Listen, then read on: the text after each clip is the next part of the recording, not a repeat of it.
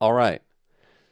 So we've got our Beskar steel opened up in Affinity Designer and we're ready to go. So the next thing we need to do is we need to add like a signet or a logo. Um, I'm just going to construct a one on the fly here so you can see. There are tons out there, and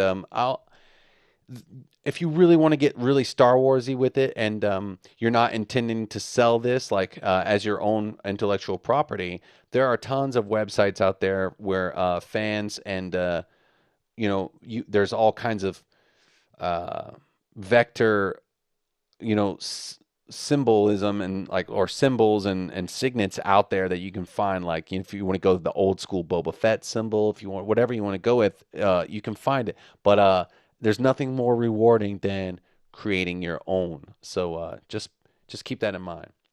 All right. So you're like, oh, Rob, wait a minute. This file is only 4,000 pixels by 4,000 pixels. If we go over here and look at it, but that's okay because what we can do is, since we've got this file at such a nice big size already and in such a nice high quality, we can export it at a much larger size and we'll still maintain the bulk of its quality and it'll still look very nice printed on handphone cases. I know this from experience because several of my handphone cases that I have, I created and I did this way, and the printing is marvelous. That is, I use Redbubble, but there are a ton of other print-on-demand services you can go with. Anyway, and by the way, this is not a sponsored video. I'm just a dude making videos because I like to do graphic design, and I'm really passionate about it now, and this is what I'm doing with my life. So, yeah, Redbubble. I love you guys, but yeah, they're not giving me any money to hype them up or anything like that. I don't know how all this stuff works. Uh, well, I know a little bit about it, but yeah, I'm just trying to keep it 100. Okay, man, I'm up today. All right. So what are we doing here? Let's build ourselves a symbol or a signet. Um, I don't know. Let's just go. Let's just get geometric with it really quick. Of course, I'm going to have to start circularly. Um, First thing I want to do is I'll turn this off. Turn this layer off. I will add let's add a square just to give ourselves like a little canvas here, I guess. We don't need that. Forget that. Let's just go with an ellipse. All right. A few important points to remember here while we're working on this. We want to make sure that we're going to use strokes a lot. You want to make sure that you select scale with object. That way, if you're using a certain stroke size, you don't get this really wonky effect where the stroke stays the same size even as the object gets smaller. And that creates like this big, fat, ugly stroke. And it's just kind of like, if you have done like an entire design with lots of tiny strokes in it, and then, of course, from experience, I've learned if you don't have this on, you go back and you try to resize the object and everything looks crappy. We don't want that. All right. So what I want to do is I'm going to duplicate the circle a couple of times. I'm going to center it just to sort of center myself. I'm going to duplicate the circle twice. Okay. I'm going to take the bottom one. I'm going to turn it black. Okay. I'm going to turn the stroke off here on the top here, this little donut. Make sure the stroke is set to null. And then for this one, I'm going to turn the top one off here. I'm going to shrink this just a little bit. Okay. Oops, sorry. I meant to shrink this one. All right, cool. We're good to go there. And then I guess that'll be the basis for the first part. We'll duplicate this one again. Hold two fingers, by the way, to do this uniform transform here. If you hold two fingers on the canvas while you do this, it will resize around the transform origin, which is the center, about center. And yeah, I have plans to do another video about these transformation tools because I feel they're highly overlooked. And advanced users will be advanced because they have done themselves the service of getting to know those tools very intimately. And the more you know about those, the more time you can save while you're working on projects. Um, I'm still learning about all that, so I'll keep you updated. All right. Um, Here's what we're going to do that's going to be a little weird. I'm going to go back to this first circle that I created, which is below that smaller circle. And I'm going to go into here and I'm going to switch the colors. And I'm going to actually turn that to off. And I want that stroke to be about 10 points. Cool. Now, that I think that looks pretty nice. What I'll do is I will, if you want to make a backup, again, I'm going to stop making backups. I make all these copies and duplicates because the thing is it's destructive. Some of these actions are destructive, and like, what if you make a mistake on something, but you don't want to undo everything that you have done? Well, it's good to have a backup of certain elements or assets that you've worked on. So, for example, at this point, I'm really I'm really liking the way this looks. I would just group this together, go over here, create a category, and call it, I'll rename it something like Beskar, and then hit OK, and then add a subcategory, and then add asset from selection. And from there, if you mess up on anything, you can give yourself a starting point. I think I see. I don't know. They call them assets, and I can see that experienced graphic designers will be building lots of parts and sticking them in there, and then rearranging them or reusing good elements later on in their piece. But I also tend to think of it as a sort of a backup that doesn't include your history. Um, but maybe you'll want to start from this place again on another project later, so keep that in mind. Let's go back to the layer stack. I'm going to ungroup those. All right. So yeah, we've got that backed up. We're good to go. What I want to do is go over here to your ellipses on the top left corner and then hit expand stroke. Now that stroke is there for me and we're good to go. So we've got like this simple sort of logo here. Now we need to put something in the middle. I don't even know what to put. I mean, you could throw anything in there like um, let's go with, let's get funky. Let's go with like a square star. Okay. Actually, I'll pull that out. We'll, if you do a swipe, by the way, check this out. If you go, this is, I learned this on the Affinity website on the iPad tutorial video. If you're here and you want to change the stroke, if you want to quickly switch the stroke and the fill, you can just do it like that. Just take a nice little swipe with the tip of your pencil and it's good to go. I'm going to select that fill color and I'm going to change it to black. And then now that I've got this shape here, oops, I want to select my move tool and I'm going to center it. And then I'll go back to the shape tool so that I can access the shape building controls. And it says sides 5. Let's do 5. That's cool. And then I'll pull this little guy right here. Yeah. Well, that looks a little weird, but tell you what, let's get rid of that.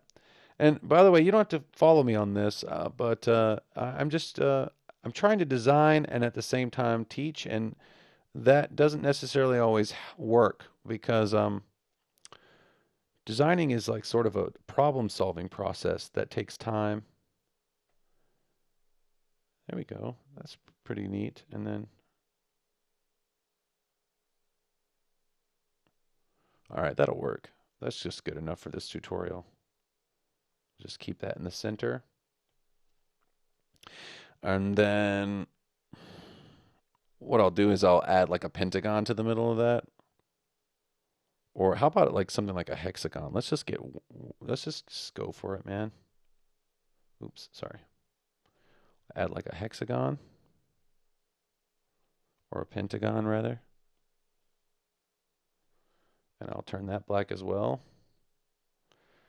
And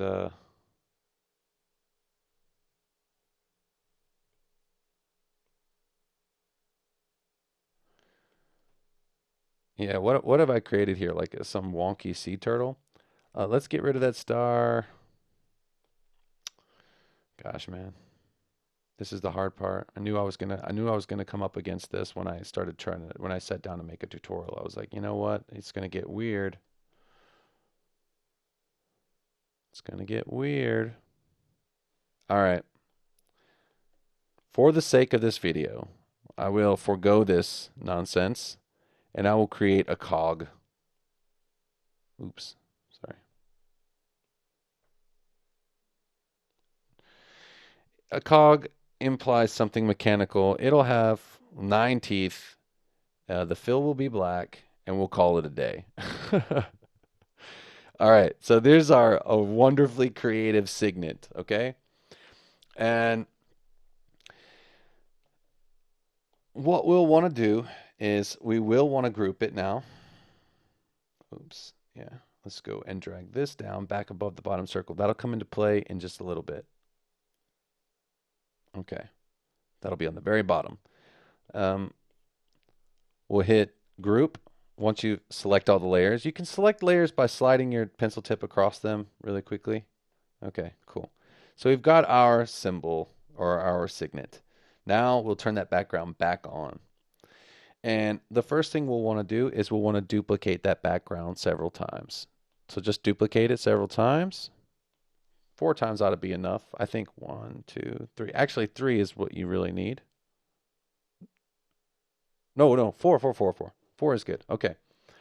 So what we'll do here is first we'll take one of these layers, these duplicated layers, sorry, and we will grab it and nest it inside that first bottom layer that we created. Don't turn it on yet. We'll turn that on a little bit later.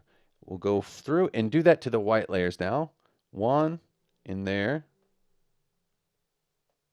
Another one in the white. And that should be good. Okay. So we've got that.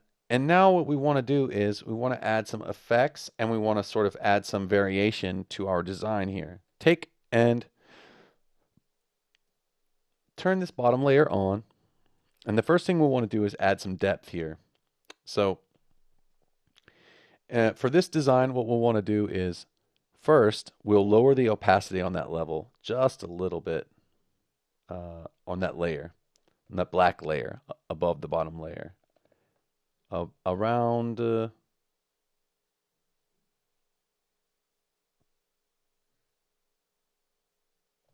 40%. Okay, that's good enough. And we'll also go back and add an effect, an inner glow. Now, keep it white so you can see what you're doing, but take the radius and throw it out nice and far. Like 45 degrees or 45 pixels is okay. The intensity is good at 50%, but now just make it black. This is not technically,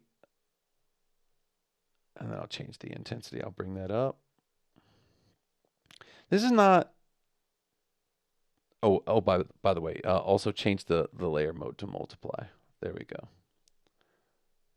And it should.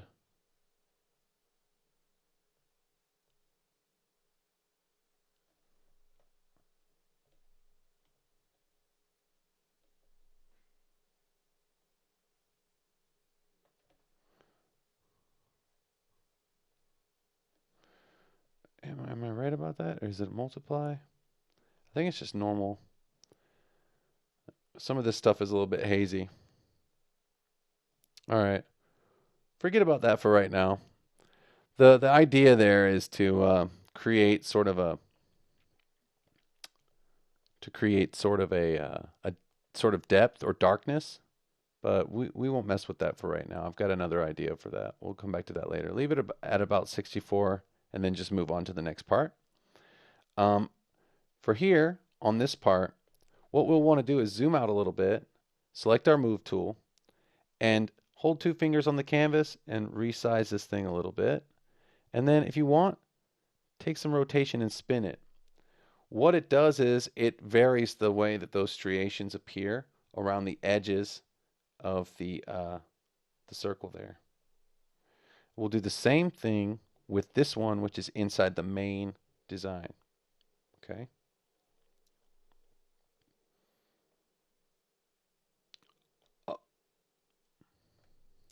Okay. Zoom out, two fingers, move it, manipulate it. I would say, what if I went like something like this? Yeah, that looks pretty funky. Okay, cool. And then you're good to go. All right. And then from here, what we can do is this. Here's what we're going to do. We're going to take this, turn it off for a minute, pull it out. We're going to take this one. We're going to convert that to curves. And then we'll take this one. It's on top, right? This one's on top. This one's on the bottom. What we'll do is we will do a subtract. And now we'll take that thing we just did, pull it back in, and there you go. Gives us one less shape to work with. And also, you can see there, we can see through to the bottom. You can do all kinds of stuff with effects too. You can add like here, like for example, the outer glow. Like for the if I increase the radius on this, you get this sort of effect here, but I can turn that black. And also it's set to screen mode. I can turn it to multiply, and I can turn it to like another color like purple or red or black, and you get this sort of shadowing effect. Look at it really closely. Look at what happens when I adjust the radius. It gets darker. Now, that is not realistic, but what it does is it creates the brief illusion at a glance that there is depth there. And that's all that matters, because people are not picking up your phone and inspecting the case, for example, like with a microscope, you know? It's about making impressions and things like that. And it's also just about pleasing yourself. So you do it the way you like it, that way that makes you happy. When I did it, I was just experimenting and playing and sort of having a good time. Again, I'm not trying to say this is the definitive way to make a phone case. I'm just telling you what I did and how much fun I had with it. I'm going to actually copy that, and then again, I'll paste effects on that second layer to double down on that sweet sort of multiply effect that creates that extra depth there. The last thing we'll do here is we'll duplicate this layer. I'll take the effects and turn them off. I'll go back in, change the opacity to black, and then what you can do is you can take and do like a transparency gradient, and then reverse it and change it to radial. Sorry, reverse it again.